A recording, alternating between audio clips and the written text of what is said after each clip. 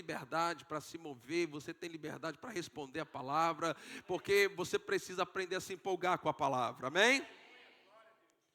Eu quero falar nessa noite sobre despertamento espiritual, avivamento. Eu queria que você abrisse a sua Bíblia comigo em Efésios capítulo 5. Nós já estamos praticamente 2 meses olhando muitas coisas no livro de Efésios. Efésios capítulo 5, o versículo 14. Só esse versículo. Efésios capítulo 5, versículo 14. Paulo ele dá uma palavra àquela igreja. E eu acredito que essa palavra é uma palavra para o nosso tempo, é uma palavra para a nossa geração, é uma palavra para a igreja dos nossos dias. Em Efésios 5, versículo 14, diz assim: por isso é que se diz: desperte, você que está dormindo, levante-se dentre os mortos e Cristo o iluminará. Vamos ler juntos, é só esse versículo, está aqui sendo projetado para que a gente possa ler numa só versão. Então vamos ler bem forte, 1, 2, 3 e já. Por isso é que se diz: desperte, você que está dormindo, levante-se dentre os mortos e Cristo o iluminará. Bom, eu acho que pode ser melhor. Vamos ficar em pé, vamos lá, daqui a pouco vocês vão sentar, vão a pregação toda sentado. Então vamos colocar força nisso, vamos colocar vamos vibrar com essa palavra. Nós precisamos nos despertar para essa verdade. Nós precisamos nos despertar para aquilo que Deus tem para nós. Amém ou não amém? Então vamos lá, bem forte, 1, 2, 3 e já. Por isso é que se diz: desperte, você que está dormindo, levante dentre os mortos e Cristo o iluminará.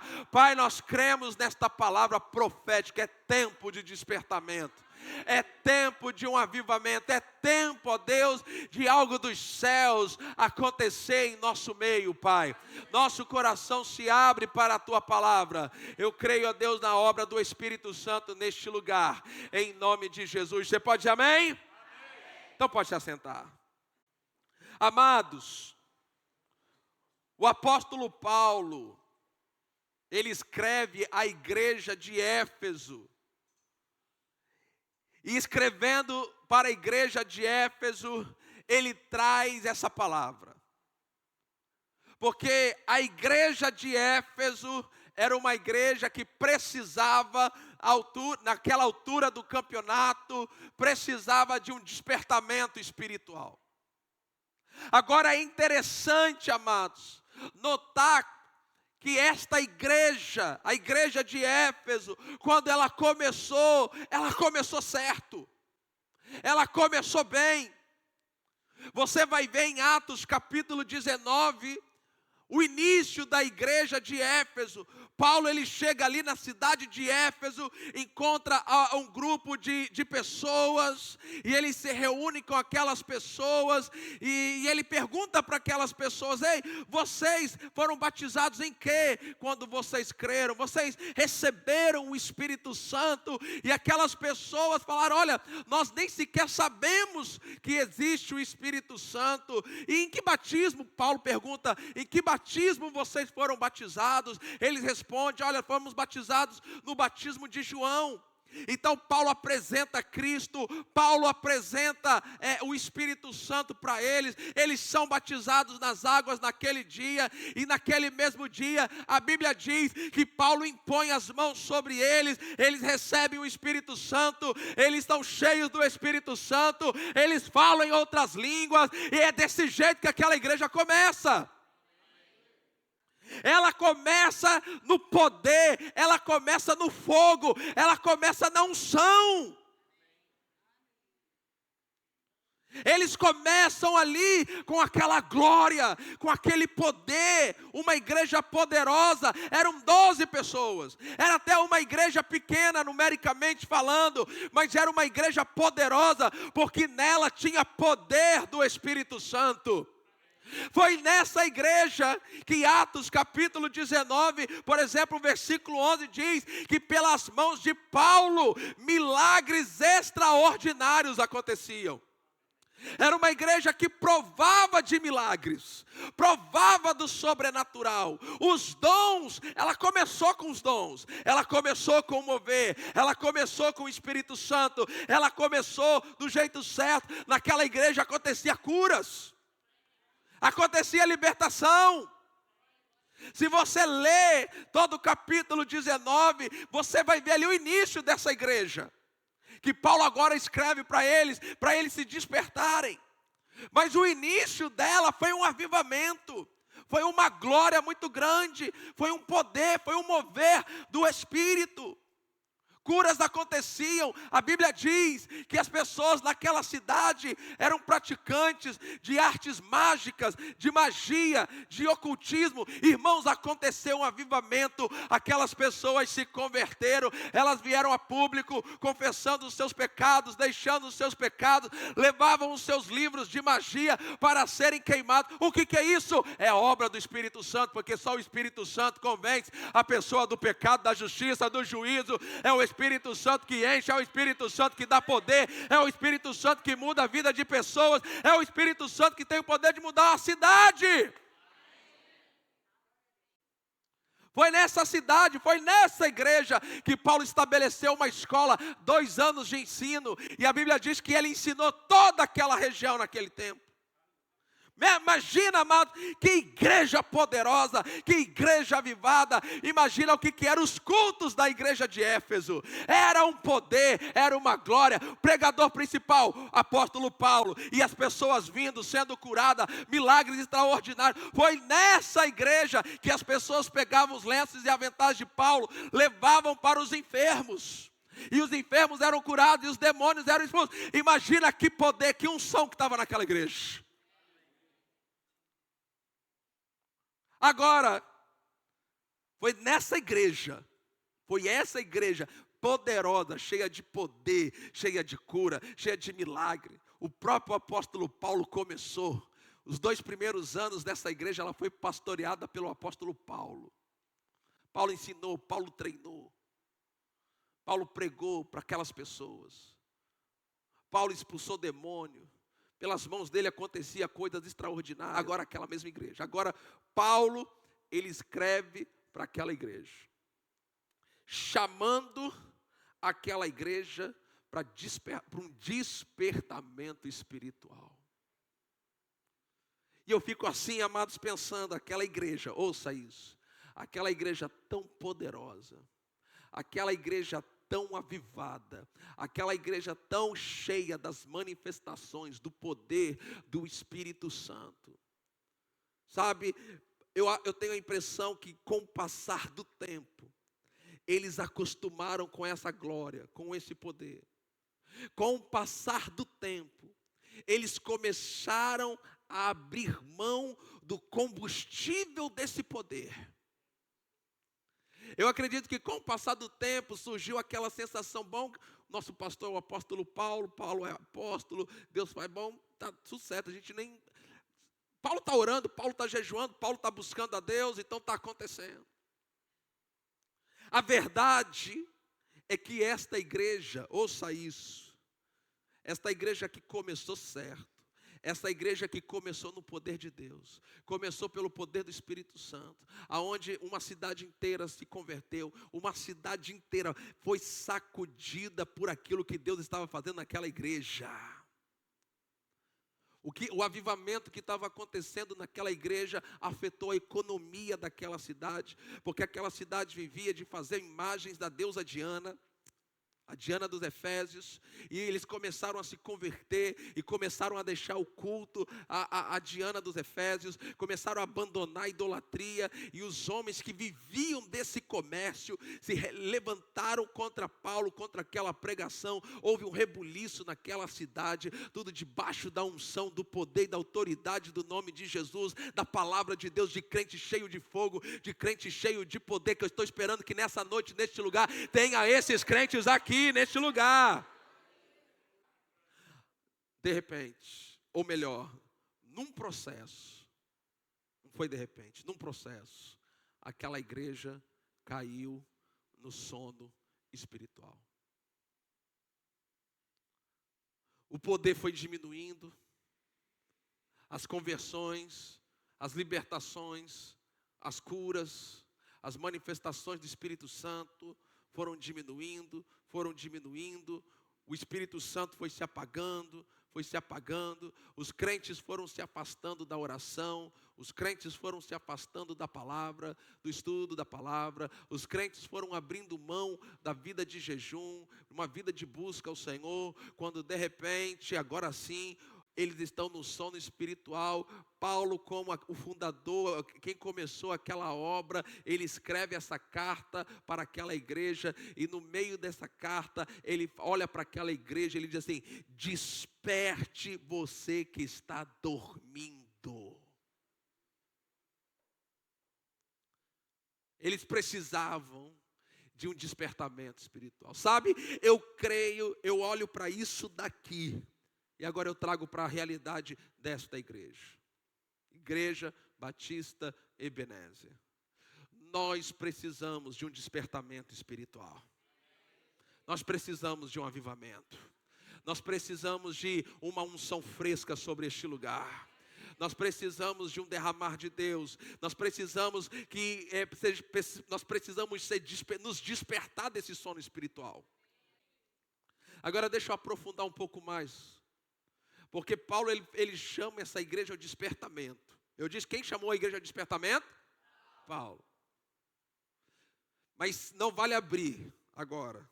Mas quando você vai lá em Apocalipse, as 7 igrejas para quem Jesus fala, você já consegue agora deduzir qual foi a primeira igreja que Jesus falou? Éfeso.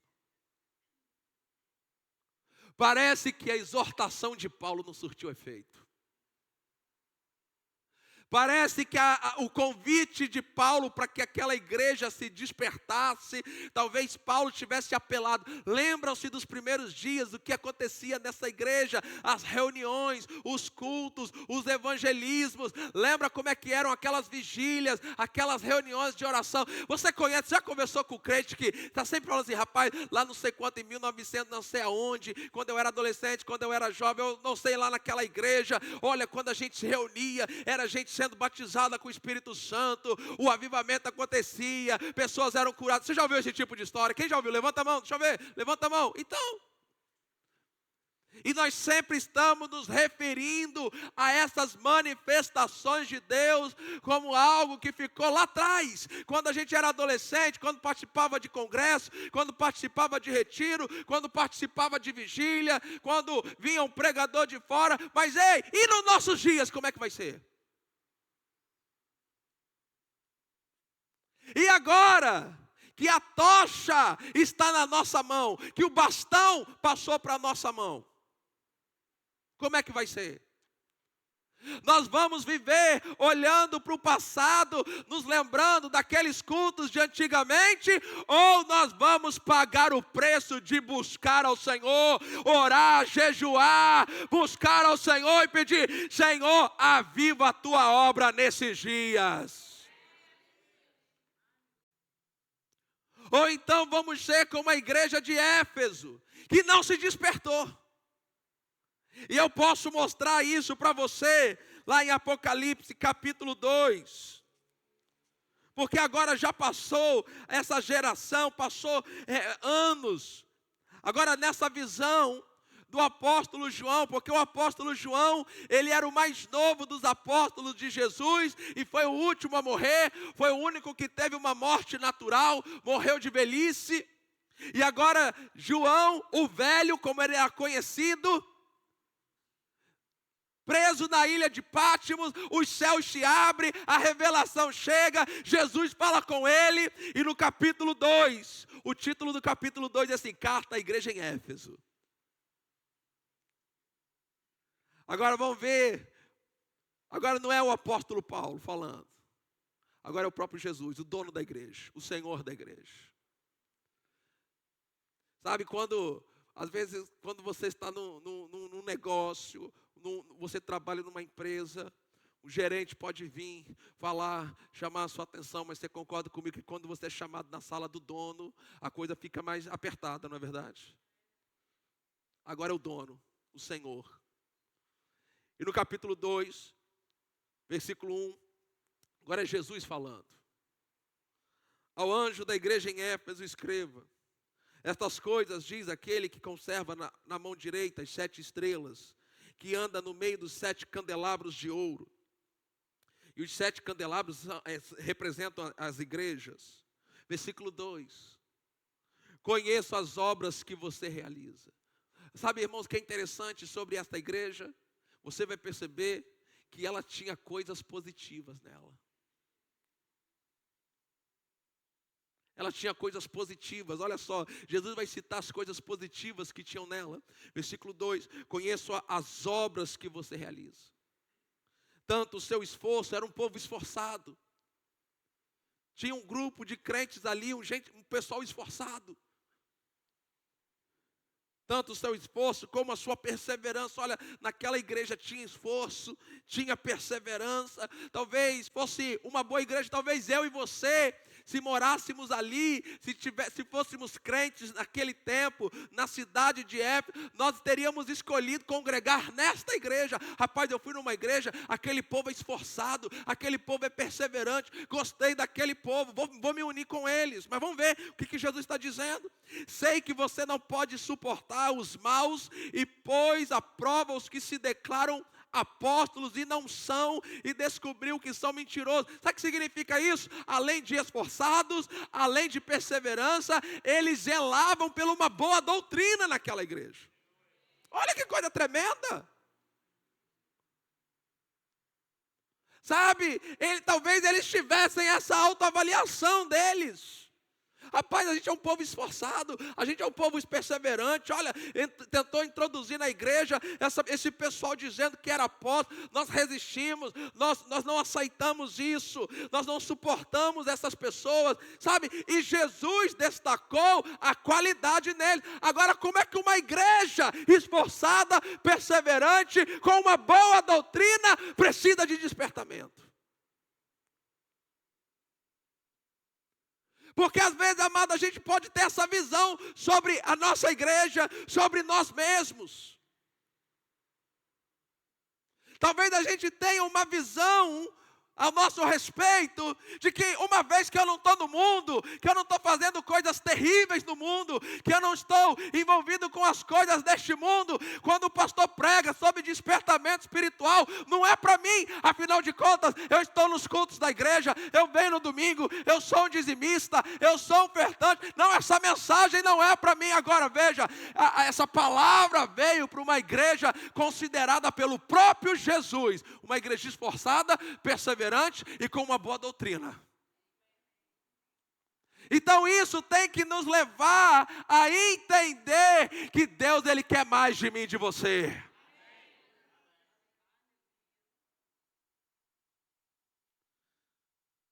Vamos lá, versículo 3.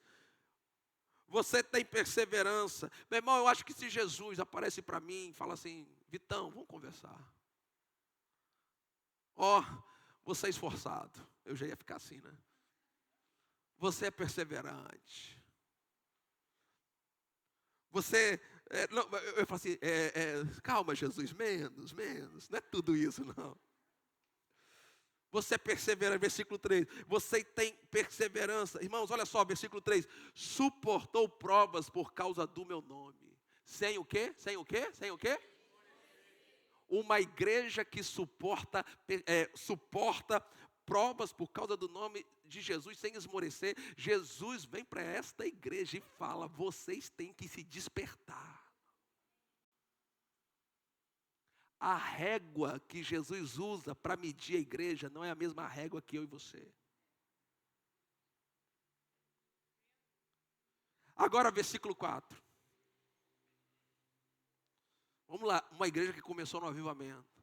Uma igreja que começou com batismo no Espírito Santo. Uma igreja que começou com poder. Uma igreja que começou com milagre, com cura, com libertação.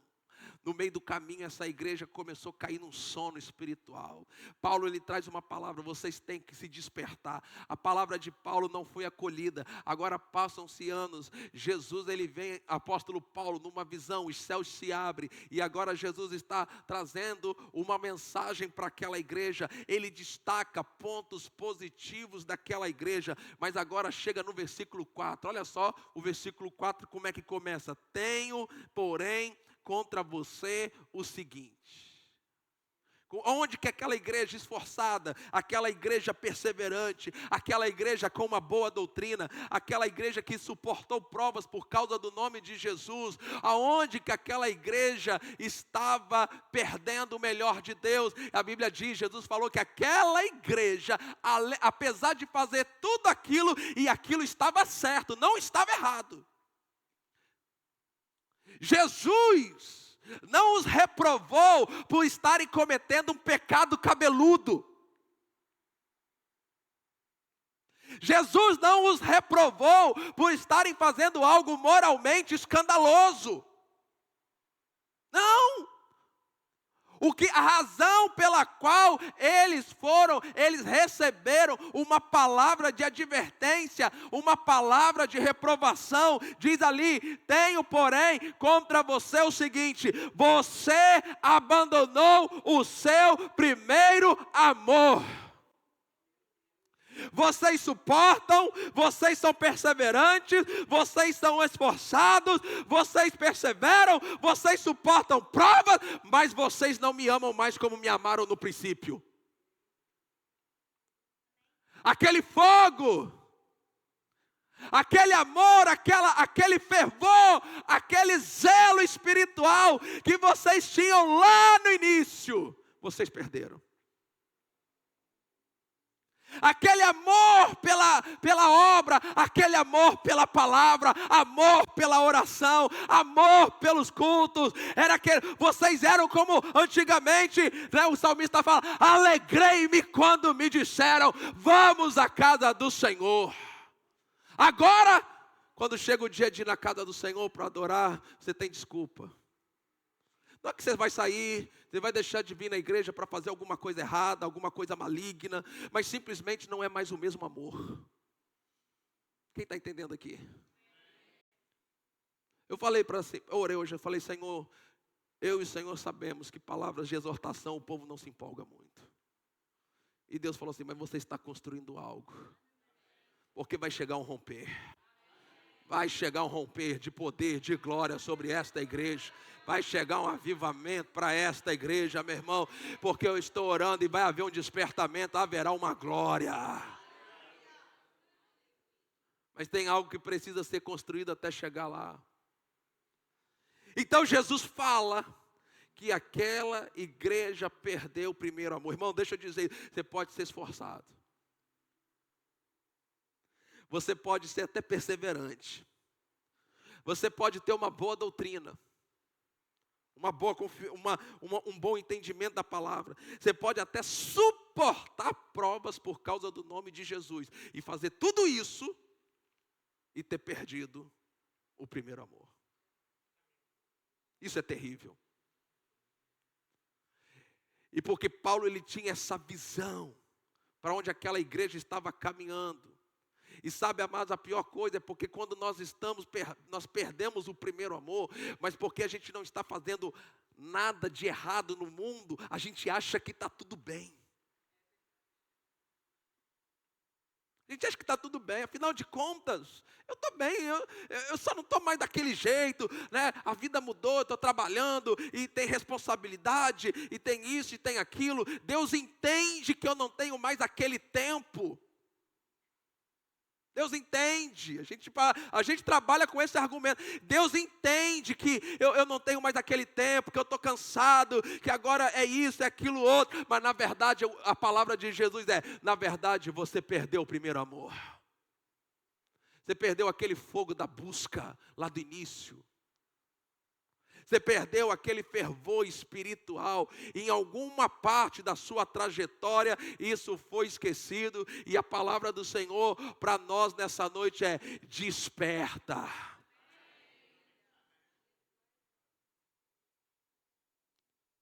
Agora, continuando, o versículo 5 de Apocalipse 2. Lembre-se, Jesus está falando com a igreja de Éfeso.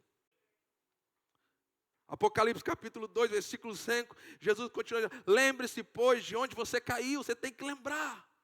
Meu irmão, que momento da sua vida que você parou de ter esse fervor? Que momento da igreja que nós paramos de ter esse fervor? Essa buscar o Senhor, de ter busca, de ter tempo de oração, de ter tempo de consagração, de vir para a oração da madrugada, de você estar aqui fervoroso para as coisas de Deus. Nós temos que nos lembrar onde isso parou, porque é lá que nós vamos ter que voltar para resolver. Em que momento?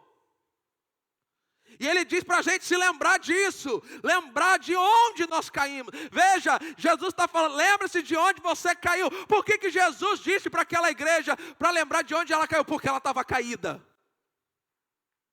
Ela estava caída. Agora perceba, uma igreja esforçada, perseverante, com uma boa doutrina, uma igreja que suportou provas por causa do nome de Jesus, sem esmorecer, ainda assim, uma igreja caída. Quem está entendendo aqui? A igreja caída. Já não tinha mais o fogo, já não tinha mais fervor, já não tinha mais aquela paixão pelas coisas espirituais. Era uma igreja sonolenta, era uma igreja que não respondia mais, era uma igreja que não correspondia mais com o Espírito Santo. Aquele fogo, aquele poder sobrenatural estava apagado. Tinha boa doutrina, mas sem poder, sem fogo, sem glória, sem manifestações. E Jesus fala, vocês precisam lembrar de onde vocês caíram. Arrepende-se. Agora veja, volte-se à prática das primeiras obras. O que são as práticas das primeiras obras? Lembra-se, irmão, dos primeiros dias da sua conversão. Como é que você buscava, como é que você orava, como você era fervoroso. Lembre-se disso, volte às práticas das primeiras obras. Aonde você pegava fogo para as coisas espirituais. Aonde você lia a Bíblia e parecia que as palavras da Bíblia saltavam da Bíblia e entrava dentro de você. Sabe, nós nos afastamos dos primeiros dias. Com o tempo foi passando e muitos de nós tivemos a influência de crentes frios. E eles nos fizeram acreditar que vida cristã é a frieza que eles carregam. E a gente começou a ficar igual a eles, mas a gente tem que ficar igual a Jesus. Cheio do Espírito, cheio do poder de Deus, cheio de fogo por coisas espirituais. Amando a Deus acima de todas as coisas, amando a sua palavra, amando oração, amando Bíblia. Tem empolgação com estas coisas. Buscar poder de Deus, buscar o sobrenatural, ter milagres, experiências com Deus na sua vida. Para, meu irmão, de contar experiências que aconteceram. Deus não fez nada na sua vida na última semana, nos últimos dias. Se suas últimas experiências são só alguns anos lá atrás, é porque você precisa de um despertamento. Eu venho aqui dizer para você, Deus tem coisa nova para fazer na tua vida. Deus tem coisa nova para fazer na tua vida. Tem experiência nova. Deus quer falar com você. Deus quer se manifestar. Ei! Mas você tem que buscar. A promessa é assim, aquele que tem os meus mandamentos e os guarda, este é o que me ama. E aquele que me ama será amado por meu Pai. Eu também o amarei. Agora a melhor parte. E me manifestarei a Ele. Jesus se manifesta para aqueles que o amam de todo o coração, de toda a alma, de toda a força e de todo entendimento.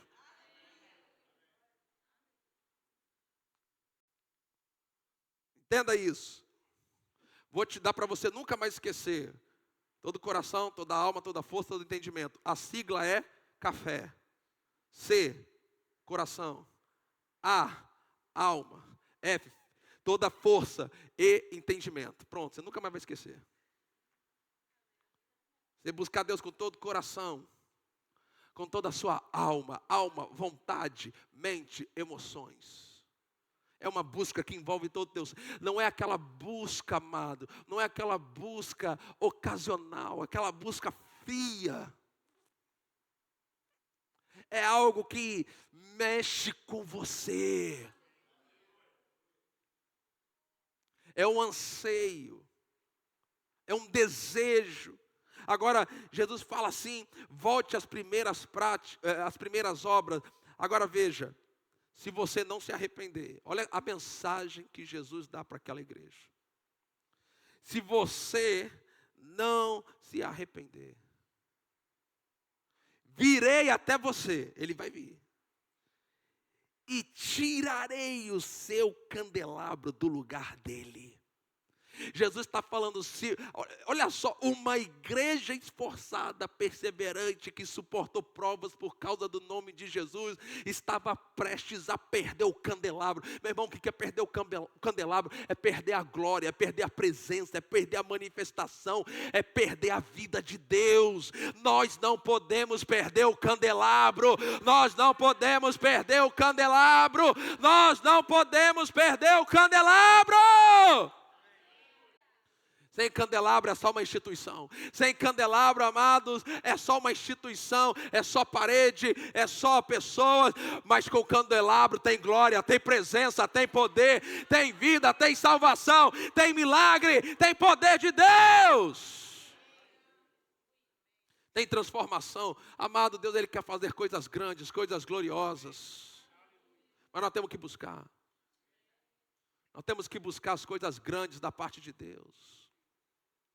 E Jesus fala, se vocês não se arrependerem, se vocês não mudarem, se vocês não se despertarem. É como se Jesus, olha, Paulo já falou com vocês, pela minha inspiração, para vocês se despertarem do sono, vocês não se despertam. Mas se vocês não, eu estou dando para vocês um prazo. Irmão, procura na história, cadê a igreja de Éfeso?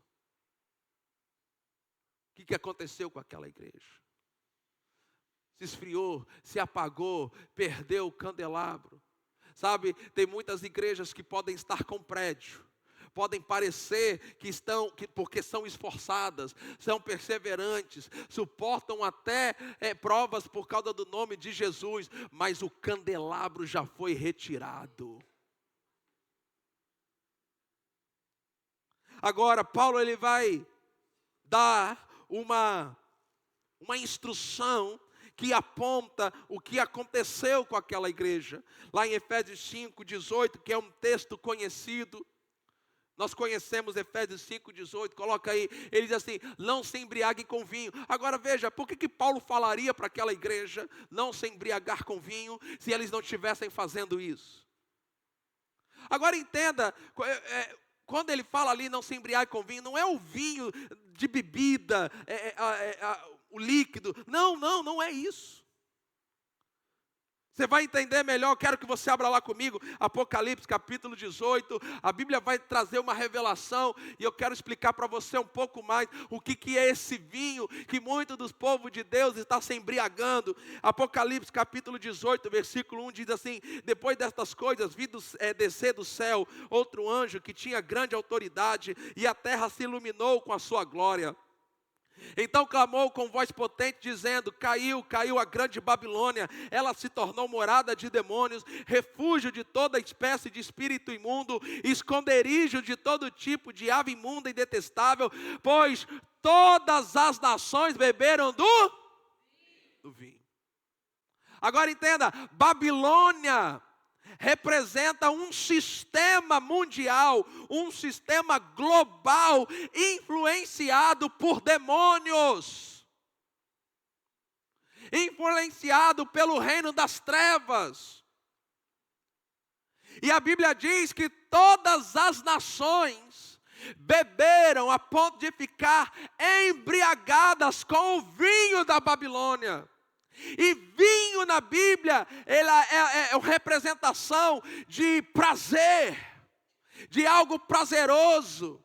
Então, o que é o vinho dos demônios que está embriagando o povo de Deus? Entenda isso. Primeiro são os desejos da carne.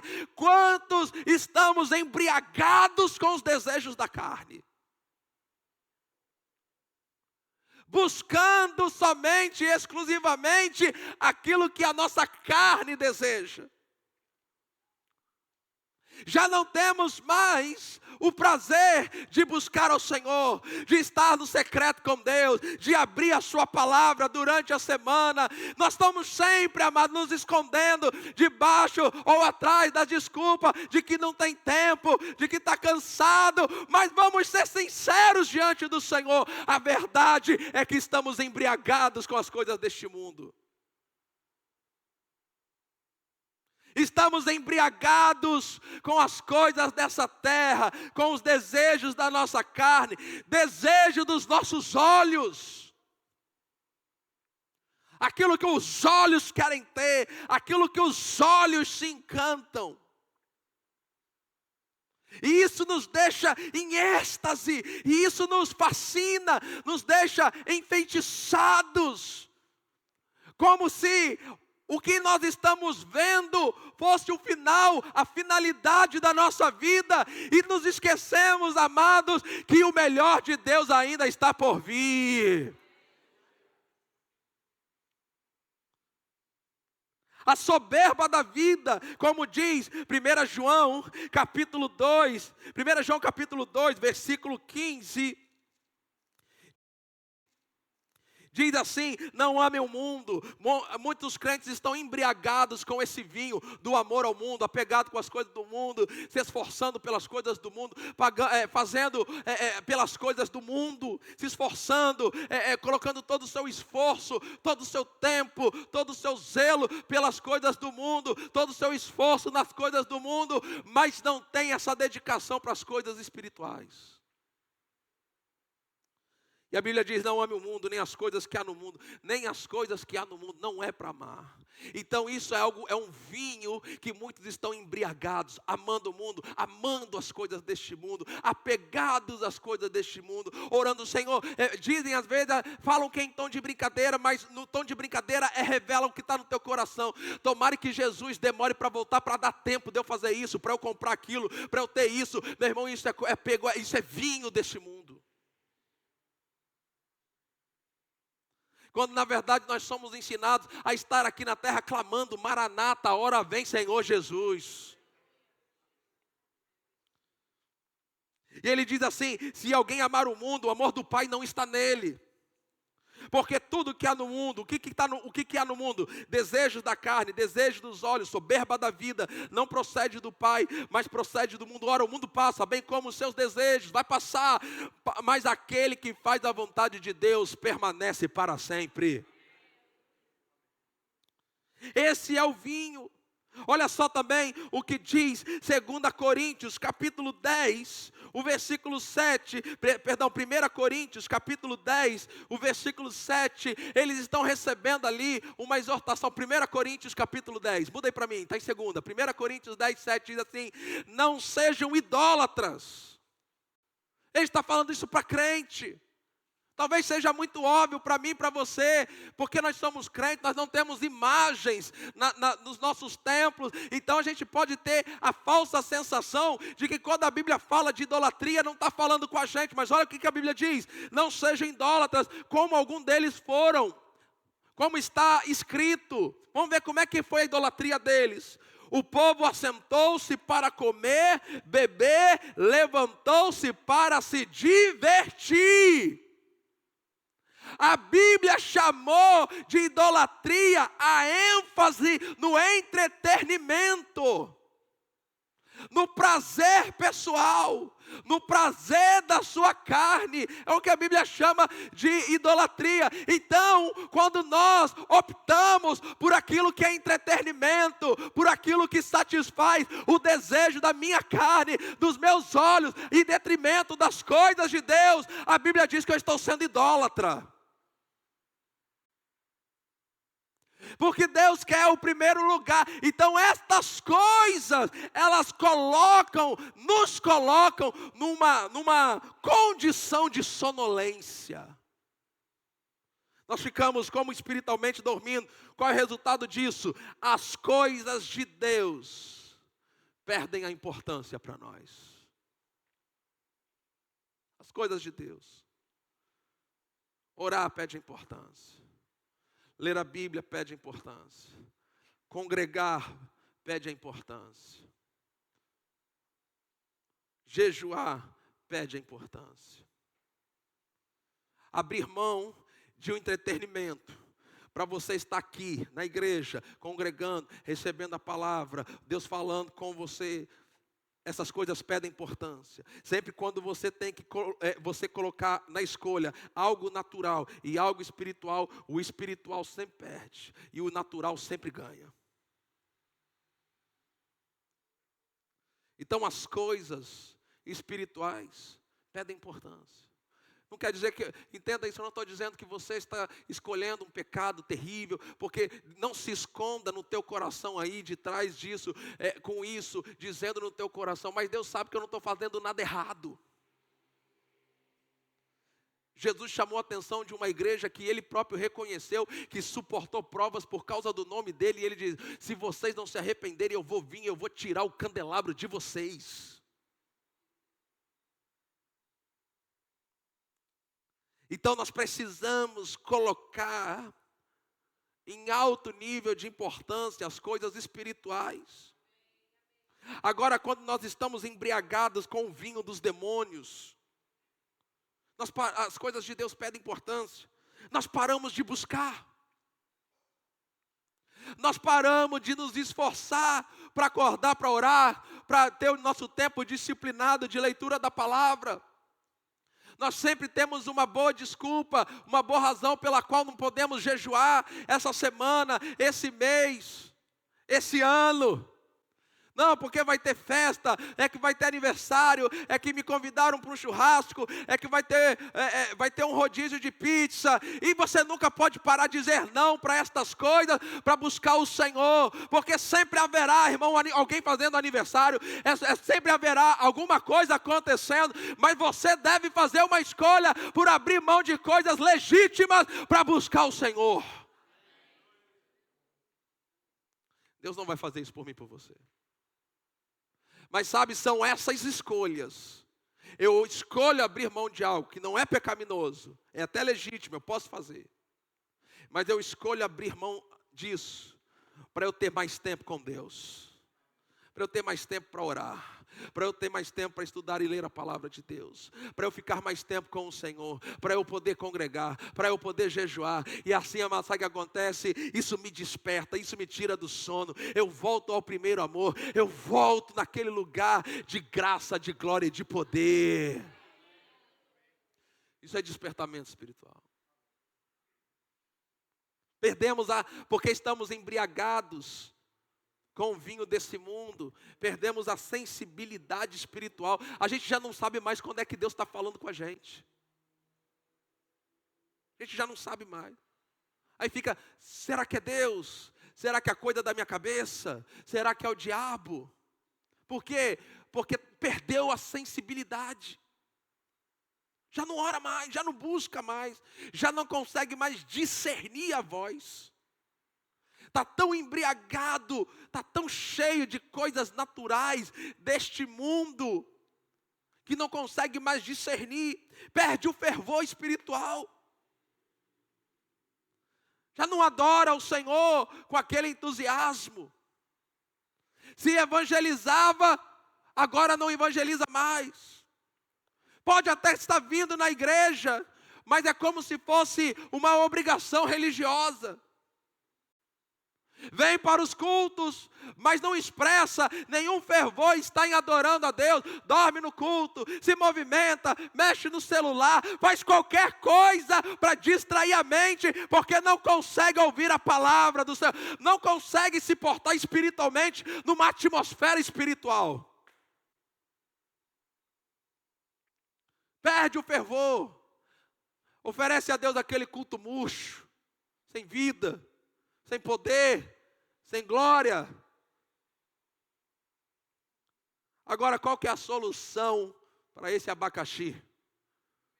Vamos descascar o abacaxi aqui nessa noite. E eu quero convidar você a voltar comigo em Efésios capítulo 5. Porque o apóstolo Paulo, ele fala do vinho que não se deve beber, que não se deve embriagar. Mas ele também aponta o vinho que nós devemos nos embriagar dele. Se você tivesse mais acordado, você ia dar um glória a Deus agora aqui, viu? Porque agora chegou a parte do vinho espiritual. O vinho do Espírito Santo. Ele diz ali no versículo 18, não se embriague com vinho. Já expliquei para você o que é esse vinho. Pois isso leva à devassidão, leva à destruição. Agora ele diz assim, mas deixem-se encher do Espírito. Qual que é a solução para aqueles que estão dormindo espiritualmente? É uma vida cheia do Espírito. Agora vá comigo em Mateus capítulo 25. Mateus capítulo 25, vamos lá. Eu quero ler com você a partir do versículo 5. Mateus capítulo 25, versículo 5 diz assim: e como noivo, quem é o noivo na Bíblia? Vamos lá, quem é o noivo na Bíblia? Quem é o noivo na Bíblia? Quem é o noivo na Bíblia? Jesus. Como o noivo estava demorando.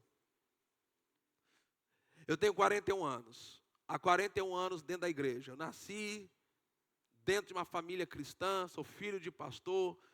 Nasci e naquela mesma semana, no domingo, minha mãe já me levou para a igreja.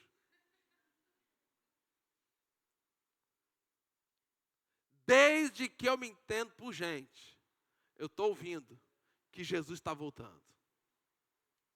No meu caso, já fazem 41 anos. E sabe, amado, a Bíblia fala aqui, versículo 5, e como o noivo estava demorando, todas ficaram sonolentas e adormeceram. Parece que Jesus está demorando.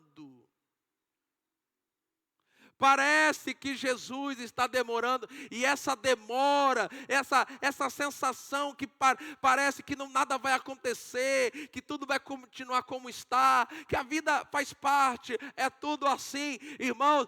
Aí o que aconteceu? Por causa dessa suposta demora, elas ficaram sonolentas e adormeceram. Agora entenda, ele está falando de uma condição espiritual. Não está falando que a gente não pode dormir fisicamente para descansar o corpo. Elas adormeceram, elas ficaram sonolentas e adormeceram, versículo 6. Mas à meia-noite ouviu-se um grito. Nós estamos no momento de trevas mais escuro nesse planeta, onde as trevas elas estão imperando sobre toda a terra. Mas há uma voz dizendo para mim e para você: eis o noivo, saiam para encontrá-lo. Há um grito do Espírito Santo nos nossos dias para a igreja levantar e acordar. Há um grito do Espírito Santo para mim e para você, para a gente se despertar, para a gente se levantar, para a gente buscar o Senhor, para a gente orar mais, para a gente jejuar mais, para a gente ler mais a Bíblia, para a gente estar mais junto, congregando. Porque o noivo está muito perto, igreja.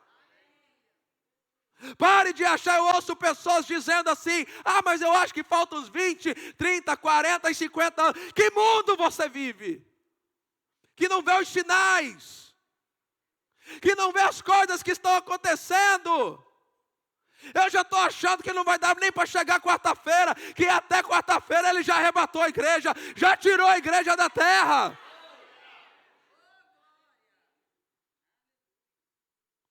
E pessoas contando com 20, 30, 40, 50 anos. Você não conhece Bíblia, você não conhece as profecias. Você não conhece, porque se você conhecesse, você estava buscando a mais, você estava se consagrando mais, você sabia que está com hora marcada, compromisso marcado para comparecer diante do tribunal de Cristo, para prestar contas da sua vida. Isso traria temor, isso motivaria você a buscar mais.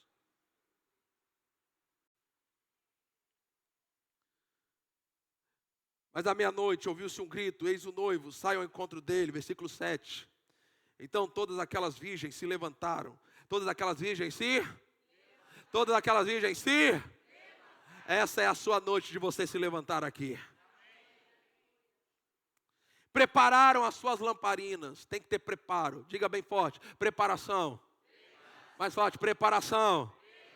Meu irmão, eu vou profetizar algo para você. Esse é o tempo de preparação. Esse é o tempo de preparação. Então é necessário que eu e você investamos tempo em preparar nossas lamparinas, porque o noivo está chegando. Alguém aqui em nome de Jesus está crendo no que está ouvindo nessa noite? Será que tem uma igreja para responder a esta palavra aqui nesta noite? Versículo 8: e as imprudentes disseram às prudentes: dei a nós um pouco de óleo que vocês trouxeram, porque as nossas lamparinas estão se apagando. Irmão, nós precisamos perceber quando nossas lamparinas estão se apagando. Agora, você vai perceber, porque eu vou continuar lendo, você vai notar que essa percepção chegou para elas tarde demais.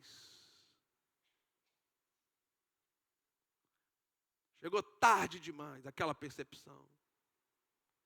Mas as prudentes responderam: não, porque então vai faltar tanto para nós como para vocês. Sabe o que representa isso? Esse despertamento espiritual é individual. Como seu pastor, eu estou me esforçando para levar você para lá. Se ninguém quiser, beijo, tchau, eu vou sozinho, mas eu vou desfrutar disso na minha vida.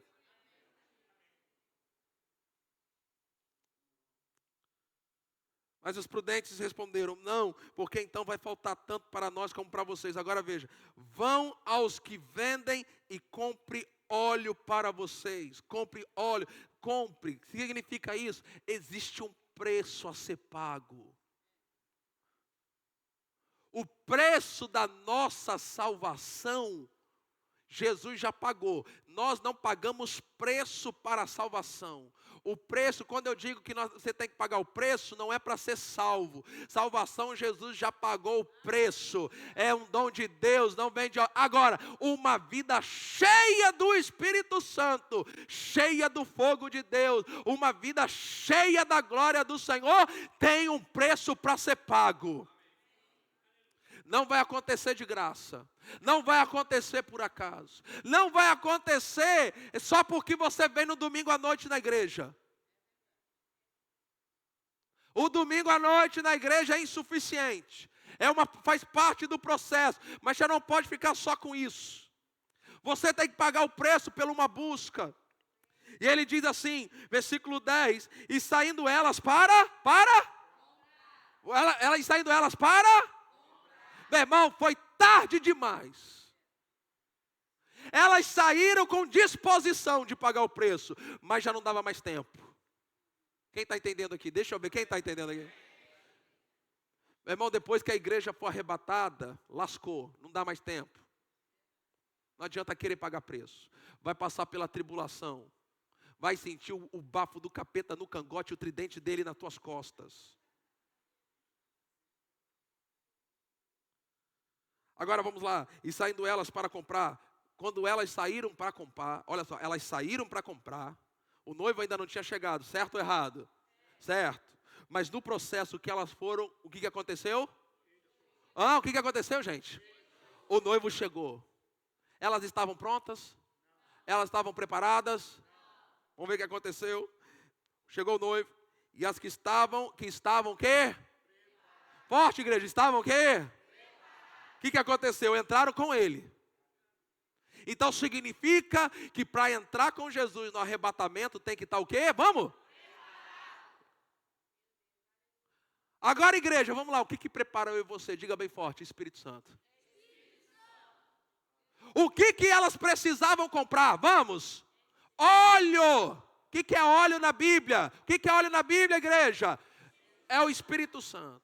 Então há um preço que eu e você devemos pagar nesses últimos dias para ter uma vida cheia do Espírito Santo. Quem está crendo aqui, diga amém, diga glória a Deus, demonstra alguma empolgação com essa palavra, pelo amor de Deus.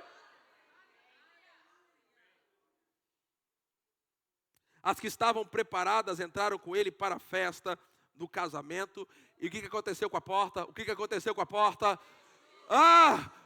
Fechou. Quem entrou, entrou. Quem está dentro não sai, quem está fora não entra mais. Agora aqui na terra, como diz o carioca, o couro vai comer, o pau vai quebrar. Versículo 11. Mais tarde demais, passou o tempo. Acharam que ia dar tempo. Contaram com aquela repescagem. Irmão, não vai ter repescagem não. Então, como a gente não sabe qual é o dia, qual é a hora, a gente já sabe que tem que estar pronto, que tem que estar preparado. O que a gente tem que fazer agora? Agora é o tempo. Agora. Ainda há tempo, ainda há tempo, ainda há tempo, ainda há tempo. Eu estou dizendo que ainda há um tempo. Há pouco tempo, mas ainda há tempo. Agora é hora de se preparar. Pagar preço. Buscar o Senhor. Vida de relacionamento com o Espírito Santo. Bíblia, oração e jejum. É assim que você vai comprar azeite. É assim que você vai ficar cheio de óleo. É assim que você vai ficar cheio de unção. Mais tarde chegaram as virgens imprudentes. Agora, elas chegaram. Tinha até o óleo agora. Porque se elas chegaram é porque elas conseguiram comprar. Mas não era mais. Já elas tinham perdido o tempo certo. Senhor, abra a porta para nós. Mas o noivo respondeu: em verdade lhes digo que não as conheço. Versículo 13.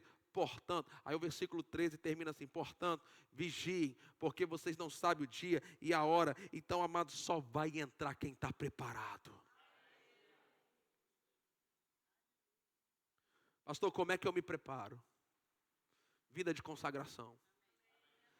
O que envolve a vida de consagração? Leitura da palavra, estudo da palavra. Vida de consagração envolve oração, vida de oração e vida de jejum. Anota essas três coisas: Bíblia, oração e jejum. Então o despertamento é você se voltar para essa busca. É você se voltar para isso. Você pode ficar em pé.